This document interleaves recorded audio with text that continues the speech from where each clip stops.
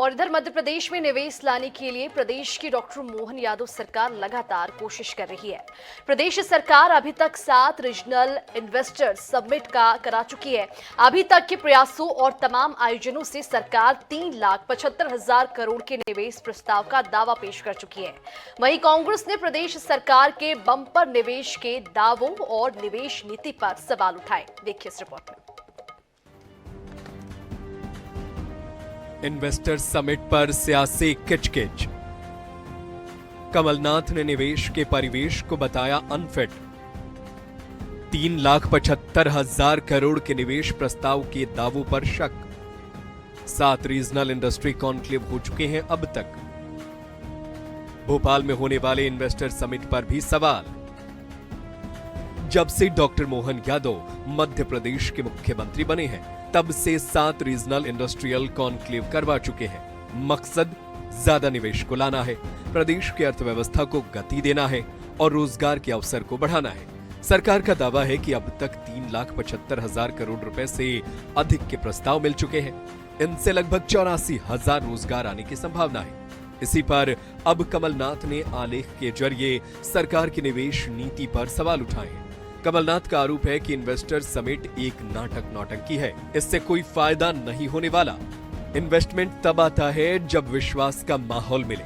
कमलनाथ का यह भी आरोप है कि पिछले 5 सालों से प्रदेश में इन्वेस्टर समिट हो रही है, लेकिन भारत सरकार के आंकड़े बताते हैं कि सिर्फ 0.3% इन्वेस्टमेंट राज्य को मिला है। जब प्रदेश के सीएम शिवराज सिंह चौहान थे, तब भी कई इन्वेस्टर समिट हुए।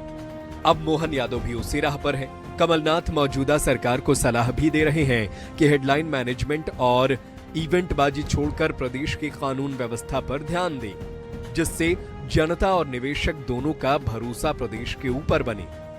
कि सरकार मध्य प्रदेश की बराबर ये कहती रहती है कि हमने इतना निवेश आमंत्रित किया, ये इन्वेस्टर्स मीट हुई, ये औद्योगिक मीट हुई।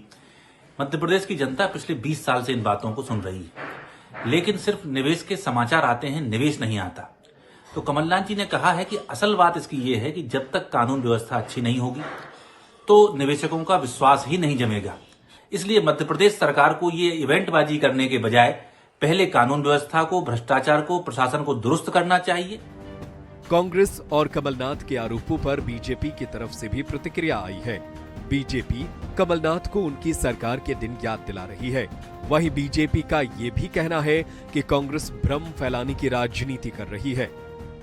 मध्य प्रदेश में कमलनाथ जी पूरी तरीके से राजनीतिक रूप से हाशिए पर जा चुके हैं। कांग्रेस पार्टी ने स्वयं उनको ठिकाने लगा दिया है और आज कमलनाथ जी जो मध्य प्रदेश में रह भी नहीं रहे हैं, सिर्फ ट्विटर और इस प्रकार से आलेख लिख करके मध्य प्रदेश में अपनी राजनीतिक सक्रियता को दर्ज करा रहे हैं। वह मध्य प्रदेश में निवेश और रोजगार की दिशा में जो एक सराहनीय और सार्थक प्रयास माननीय मुख्यमंत्री मोहन यादव जी के नेतृत्व में हो रहे हैं, उसको देख नहीं पा रहे हैं। बहरहाल प्रदेश में मोहन सरकार बने 1 साल से ज्यादा समय हो चुका है। अब तक उज्जैन, जबलपुर, ग्वालियर, सागर, नर्मदापुरम, रीवा और शहडोल में रीजनल इंडस्ट्री कॉन्क्लेव हो चुके हैं। फरवरी में भोपाल में ग्लोबल इन्वेस्टर समिट होना है। इन सब के अलावा निवेश के लिए मुंबई, कोयम्बटूर, बेंगलुरु और कोलकाता में रोड शो भी हुए हैं। वहीं CM doctor Mohan Yadav Germany और इंग्लैंड के दौरे पर हो आए।